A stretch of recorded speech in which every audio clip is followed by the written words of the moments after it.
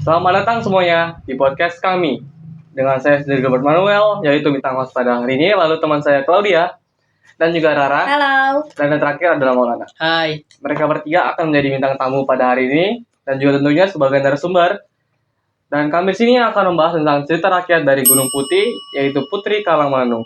Mari kita mulai pada podcastnya.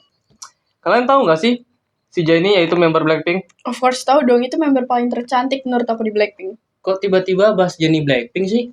Nggak apa-apa sih, cuma kan setuju nggak sih kalau si Jennie ini adalah cewek tercantik bahkan di seluruh dunia? Enggak lah, cantikan Andrean Freelance dong. Sampai diakui di seluruh dunia kalau dia tuh cewek tercantik nomor 1 di seluruh dunia. Nah, ngomong-ngomongin cewek tercantik nih, aku pernah dengar kalau di Kaltara tuh ada cerita rakyat tentang putri cantik. Kalau nggak salah tuh nama cerita rakyatnya tuh Putri Karangmelenu. Yang Gunung Putih itu nggak sih? Nah, iya bener banget. Itu tuh lokasinya tuh di Tanjung Palas. Kayak ada Gunung Lapur yang bagus banget. Dia tuh Gunung Putih. Gunungnya tuh kayak bukan cuma tentang batu gede doang, kayak istilah batu-batu kayak Candi Borobudur gitu, enggak. Dia tuh kayak gunung bener-bener yang gede, tapi orang di sana tuh buat kayak menyimpan legenda dari kisah seorang putri cantik. Emang gimana caranya sebuah gunung bisa menyimpan kisah dari seorang putri cantik? Enggak, bukan gitu ceritanya. Sini ku ceritain.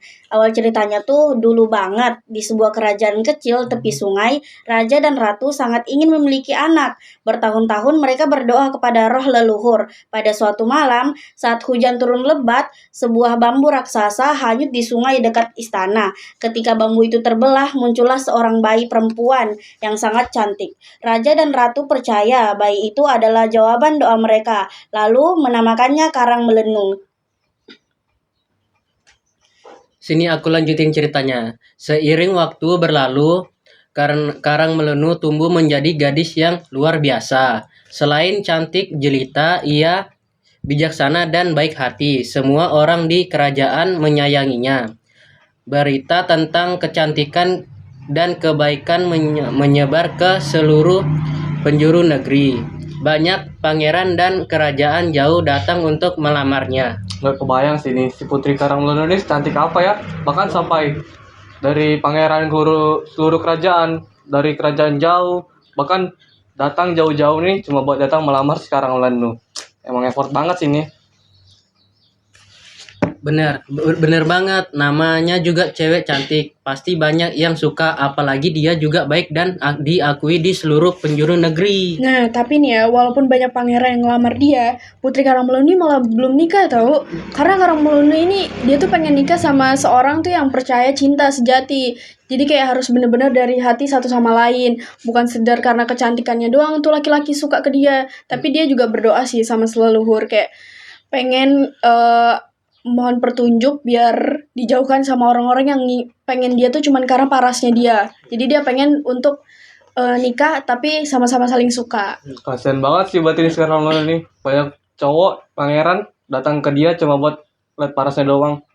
Jadi gimana dong? Masih jomblo sampai sekarang? Nah, jadi tuh suatu malam si Putri berdoa lama banget.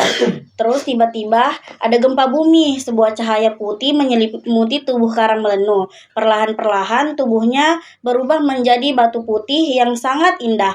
Tubuhnya membentuk sebuah gunung yang kini dikenal sebagai Gunung Putih. Orang-orang jadi pada terkejut. Namun kerennya lagi, mereka itu bukannya sedih atau marah. Mereka malah senang karena si Putri telah menemukan jalan untuk menjaga kemurnian hatinya selamanya. Dan sejak itu, Gunung Putih menjadi simbol kecantikan, kebijakan, dan kesucian.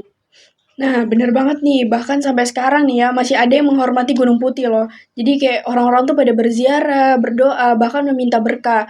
Mereka tuh kayak percaya kalau semangat Putri tuh masih menjaga tempat itu situ tuh. Jadi kayak memberikan orang-orang yang berdoa situ tuh kedamaian, sama kayak datang niat baik itu. Pokoknya kalau mereka datang tuh dengan atas niat baik pasti mereka juga tersangkut paut dengan kedamaian. Oh, jadi gitu ceritanya.